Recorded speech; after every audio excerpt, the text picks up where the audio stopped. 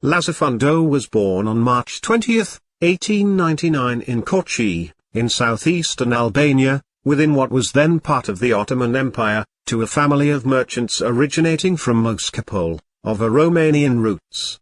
He attended the French Lycée of Salonika and later studied law in Paris. He was the mentor to other Albanian Communist students in Paris, including future Albanian dictator Enver Hoxha, to whom he taught law.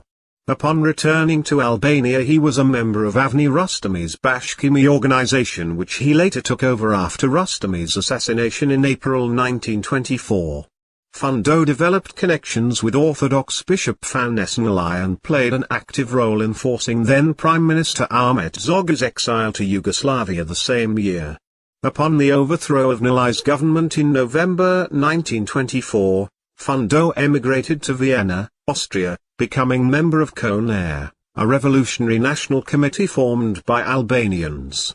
He then emigrated to the Soviet Union, where he became a member of the Comintern.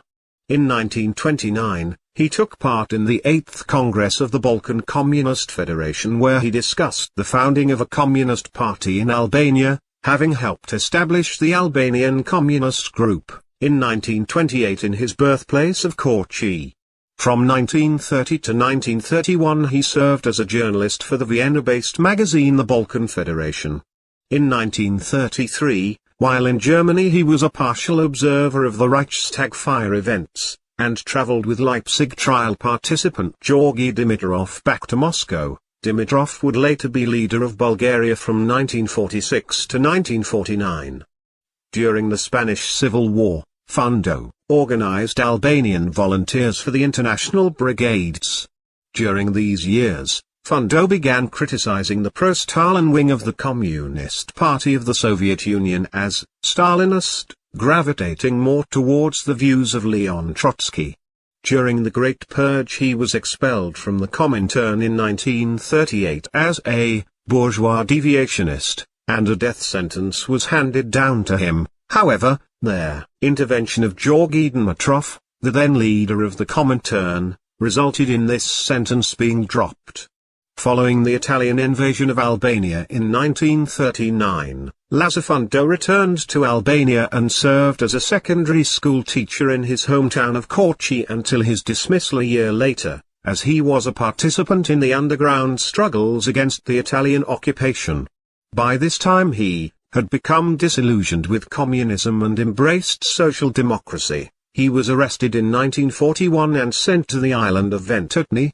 Fundo became acquainted with Altiero Spinelli and Sandro Pertini, who later became the leader of Italy from 1978 to 1985. During this period, with Pertini urging Fundo to stay and fight with the Italian resistance. As the fascist government began to fall in 1943, however, Fundo was able to return to Albania. In September 1944 he was captured in southern Yugoslavia, then reportedly handed over by Josip Broz Tito to the Albanian partisans, led by Enver Hoxha. He was accused of Trotskyism and collaboration with British intelligence. He was then either lashed or beaten to death. Historians can't confirm which. According to Enver Hoxha in his memoirs, however, he was found by the Albanian National Liberation Army in the company of a so-called gang of bandits, led by anti-communist partisan Kryeziu brothers and a British officer, an account that has since been substantiated.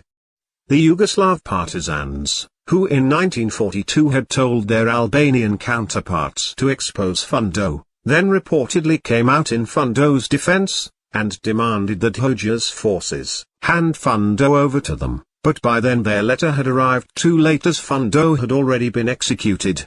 Fundo was executed on September 20, 1944, in Kukës, in northeastern Albania. He was 45 years. Llazar